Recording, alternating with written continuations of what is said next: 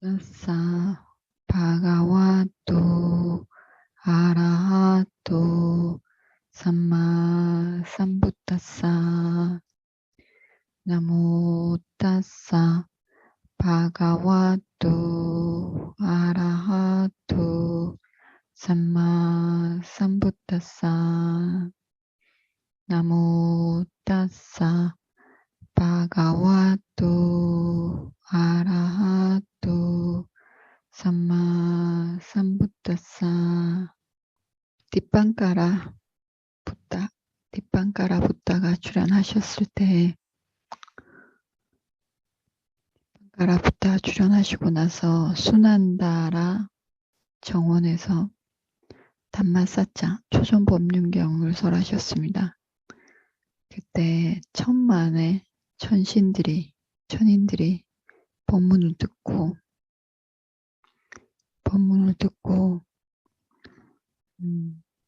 그 윤회에서 벗어났다고 합니다. 천만의 천신들이 수난다라 정원에서 초전법륜경을 설하는 것을 듣고 윤회에서 벗어났습니다. 그 뒤로 그러니까 최초로 설하신 거죠. 뒷방가라 붓다가 최초로 법문을 하신 것이 수난다라 정원에서 이제 처음 법문을 시작하셨습니다.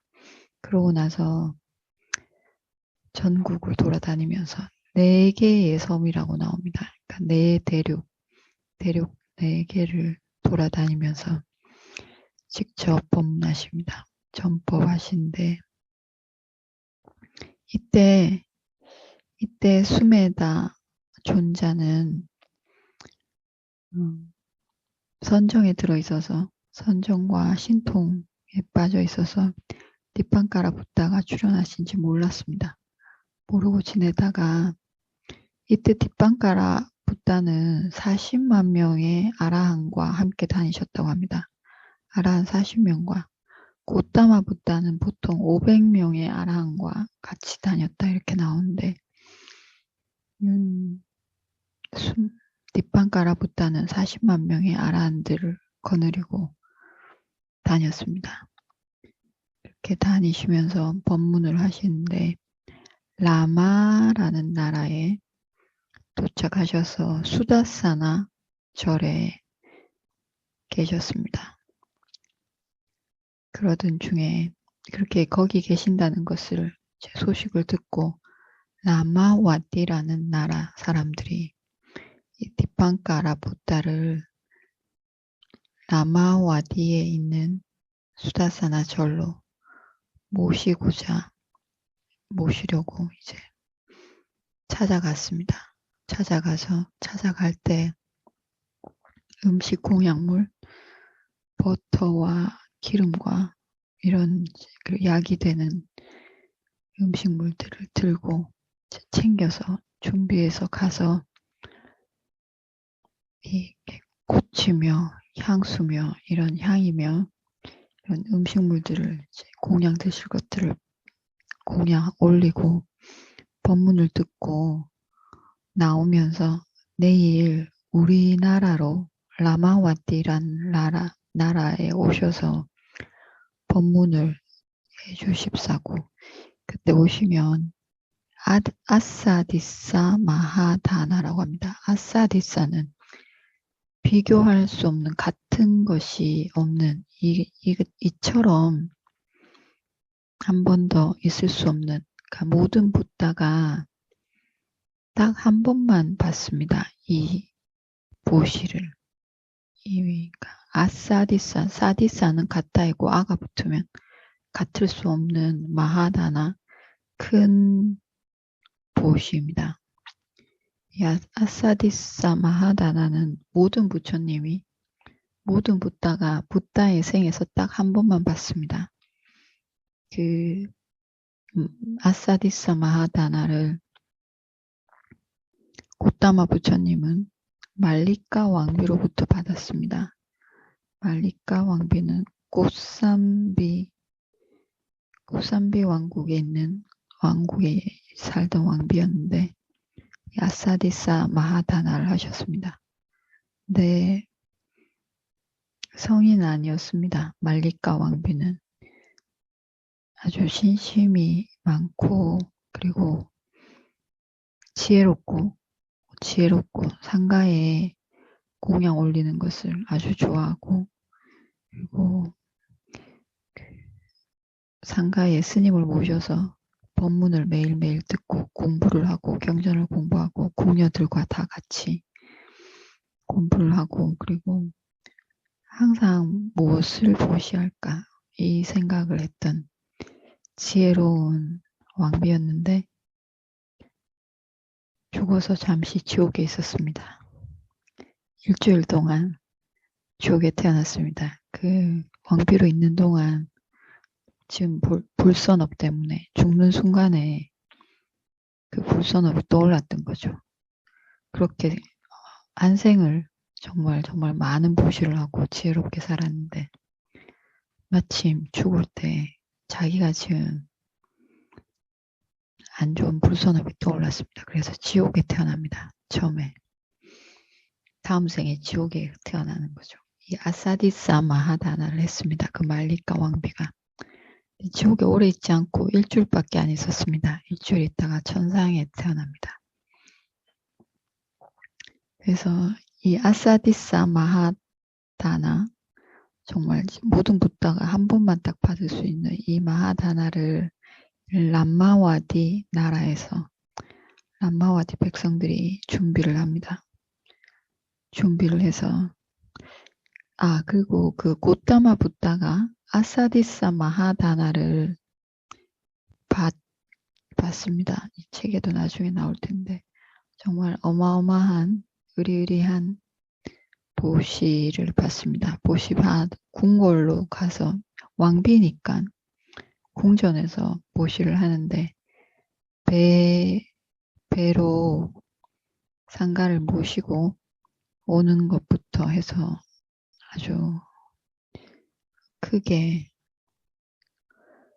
보시를 받습니다. 상가와 함께 왕자와 공주들이 부채질을 하고 하여튼 아주 크게 받는데 이렇게 크게 보시를 받은 그 선업이 어떤 선업으로 붓다가 이제 마지막 생에서 보시를 받을 때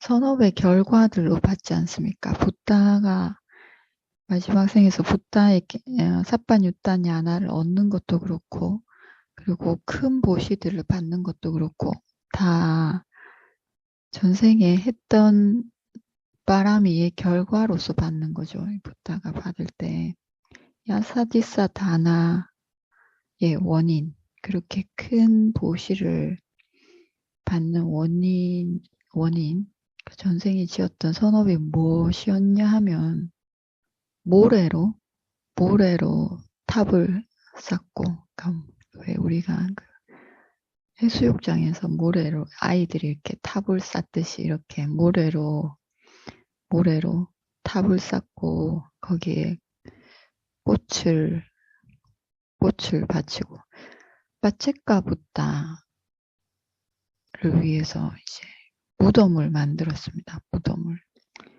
자기 아들이 빠체카 붓다였는데 보디사타의 아들 고타마 붓다가 보디사타일 때 이 보디사타의 아들이 빠체카 붓다가 되었습니다. 집을 나가서 공부하러 갔는데 빠체카 붓다가 되어서 벽지불이 되어서 집에 돌아오지 않습니다.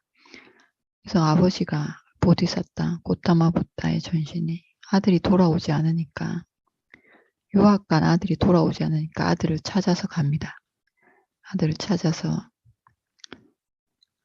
갔더니 이 아들이 벽지불이 되어서 이미 벽지불이 되고 난 뒤에 이미 대열반에 든 거죠. 아들이. 그러니까 아들을 잃은 거죠. 벽지불이 되었고 아들은 몰랐습니다. 그래서 이 아들을 위해서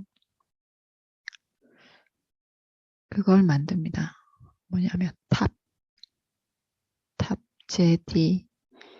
제디를 스투파를 만드는 거죠. 벽지불이 되어서 대열반에 든 아들을 위해서. 내가 혼자서 만드니까 아주 작은 모래탑 같은 이렇게 작은 탑도 아니죠. 이렇게 모래, 이렇게 아주 작은 겁니다. 작은 모래로, 모래인가, 벽돌이가 모래였을 겁니다. 이렇게 작은 탑을 짓고, 자기의 옷을 찢어서 깃발을 세우고, 작은 깃발을 세운 거죠. 이렇게 세우고, 예경을 올렸습니다. 정성껏 벽지불에게, 자기 아들이었던 벽지불에게 예경을 올렸습니다. 이렇게 탑을 짓고, 자기 옷을 찢어서 깃발을 꽂고, 그 선업의 결과로 아사디사마하다나를 받았습니다. 그 마음이 지극했던 거죠. 벽지불에 예경 올리는 마음이 지극해서 그것의 결과로 내가 이 아사디사마하다나를 받는다 이러셨습니다. 마음이 중요합니다. 마음이. 그런 얘기도 나옵니다. 어떤 여인이 작은 탑을 이렇게 그러니까 모래로 자기가 혼자서 짧은 시간에 만들 수 있는 탑이 얼마나 크겠습니까? 작은 모래 둔덕을 쌓고 탑이라고 생각을 하고 예경을 올리고 한 그 공덕으로 노와 과를 얻었다. 이런 이야기가 나옵니다. 그것의 공덕으로 무엇이든지 제대로 아주 정성껏 성심껏 단마에 예경 올리면 그것의 결과가 있을 겁니다. 수행을 하면 훨씬 더 확실한 결과가 있겠죠. 가장 분명한 예경이니까 수행을 한다는 것이. 그래서 이 아사디사 다나를 준비했습니다. 이 나라 사람들이. 람마와띠 나라 사람들이 이제 온 나라 사람들이 다 모여서 뒷방가라 붓다를 위해서 길을 정비를 했습니다. 꽃을 심고 꽃을 뿌리고 심을 수 있는 꽃은 심고 뿌릴 수 있는 꽃은 뿌리고 향수를 뿌리고 젖은 길을 진흙탕인 길을 다 메꾸고 이런 이제 많은 이제 나라 백성들이 나와서 길을 깔고 있었습니다. 이때 보디사tta가 자기의 오두막에서 나와서 그 하늘 위를 날아다니다가 람마와디 나라 사람들이 정말 활기차게 신이 나서 길을 정비하고 있는 것을 보고 내려가서 그 하늘에서 내려가서 사람들에게 물었습니다. 왜 무슨 일로 이렇게 신이 나서 길을 깔고 있냐고, 길을 정비하냐고, 무슨 일이냐고, 왜 이렇게 다들 흥겹게 신이 나서 일을 하느냐고 그랬더니 이제 그 사람들 중에 한 명이 수메다 존자여 이 세상에 지금 누구와도 견줄 바가 없는 5가지 마라를 제압한 이 온 세상에 우두머리이신 뒷방가라 붓다가 출연하셨습니다. 이 붓다를 모시기 위해서 지금 우리가 다 이렇게 길을 정비하고 있습니다. 이렇게 수메다 존자에게 어떤 백성 한 명이 이야기합니다.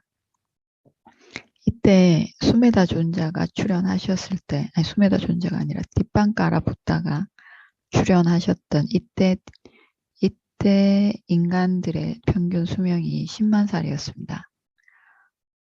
뒷방가라 붓다가 출연하실 때 그때 인간들의 평균 수명이 10만 살이었습니다. 그리고 대충 이렇게 나이를 계산해 보면 이 뒷방가라 붓다를 처음 뵙는 수메다 존자가 뒷방가라 붓다를 처음 친견하는 이때 수메다 존자의 나이가 2000살입니다. 2000살이 되었을 때 뒷방가라 붓다를 친견하는 겁니다. 그동안 선정을 닦고 있었죠. 수메다 존자가. 그러면 뒷방가라 붓다는 8만 살까지 살고 대열반에 드시는 겁니다. 고타마 붓다는 평균 수명 100세일 때 출연하셔서 80세까지 사셨죠. 그리고 그래서 2000살 때 수메다 존자가 2000살쯤 되었을 때 띠빵카라 부타를 칭견합니다. 처음 뵙는 겁니다. 람마와티 나라 사람들이 이 붓다라는 말을 이렇게 얘기하자마자 이 소리를 듣자마자 수메다 존자가 너무너무 희열에 넘쳤습니다. 너무 기뻤습니다. 붓다라는 말을 듣자마자 자기 마음 안에서 이렇게 주체할 수 없는 기쁨이 생겼습니다. 너무 행복했던 거죠. 그 말을 듣자마자. 그래서 수메다 존자가 하늘에서 이제 내려와서 선 그 자리에서 아주 넘치는 기쁨으로 그리고 지혜와 함께하는 두려운 마음, 경각심이 들었습니다. 기쁘기도 하고 두렵기도 하고 경각심, 산회가라고 합니다. 팔리어로. 산회가는 그냥 우리가 무서운 것을 무서워하는 것이 아니라 지혜로 윤회의 두려움을 아는 것, 그러니까 불선업의 두려움을 아는 것, 늙고 병들고 죽음의 두려움에 이렇게 소스라치는 것, 이렇게 몸을 떨듯이 아주 놀라서 두려워하는 이 마음을 산회가라고 합니다. 지혜가 있는 두려움입니다. 그래서 이 두려운 마음, 상회가가 들었습니다. 이 보디사타, 수메다 존자가 내가 이제 오늘 선업을 심을 수 있는, 선업을 심어서 잘 키울 수 있는 이 좋은 땅을 오늘 만났다. 뒷방가라 붙다. 이 좋은 땅을 내가 오늘 이제 발견을 해서 만나서 이 선업을 이제 심어야겠다. 이 좋은 땅에.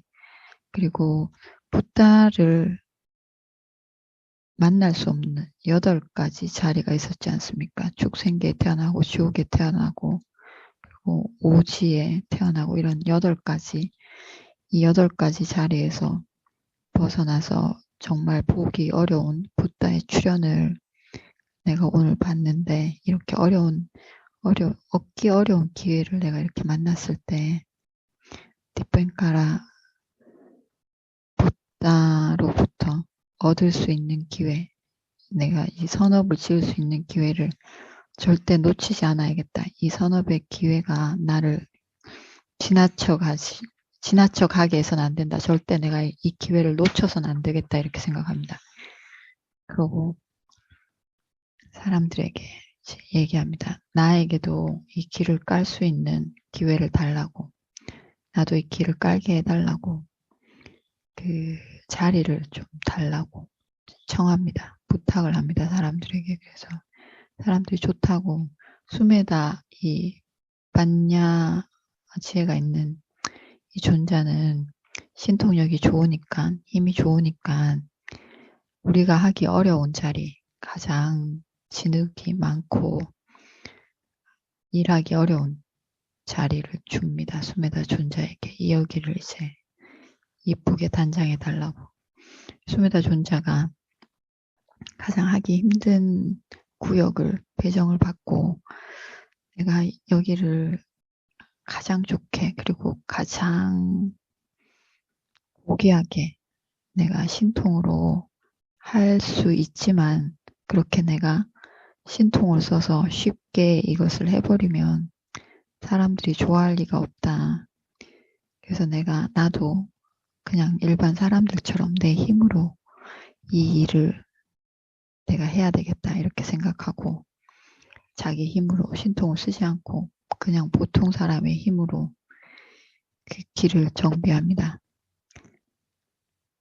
정비하는데 이때 뒷방가라 부타께서는 아라한 40만 명과 항상 같이 다니셨습니다. 항상 같이 대동하시는 거죠. 아라한 40만 명. 40만 명은 어떤 분들인가 하면 40만 명의 아라한이 6가지 신통이 있고, 그리고 팔풍, 8가지 팔풍에 흔들리지 않고 번뇌가 완전히 사라졌고 아라한이니까. 그리고 이 아라한들은 또 원하는 것이 적습니다. 원하는 것이 적고, 그리고 쉽게 만족하고, 그리고 가르치기 쉽고, 타이르기 쉽고, 그리고 가르침을 주면 아주 공경하는 마음으로, 아주 정성스러운 마음으로 이 가르침을 듣습니다. 아란 40만 명이. 그리고 5가지 오용락으로부터 번뇌가 완전히 멀어져 있고, 그리고 사람들과, 제가자들과 적절하지 않은 어울림, 이런 것이 없습니다. 그러니까 마땅하지 않은 제가자들과 어울리는데 어울려서는 안 되는 어울림, 같이 지내는 이런 것이 없는 거죠. 그리고 5가지 율장, 5가지 계율에 완전히 빈틈이 없이 허물이 없었습니다. 이런 아라한 40만 명과 항상 같이 다니셨습니다. 뒷방가라 붓다는. 이렇게 길을 정비하고 있을 때, 그러고 이제 길을 정비하고 나서 다 정비됐을 때, 뒷방가라 부처님과 40만 명의 아라한들이 같이 오십니다.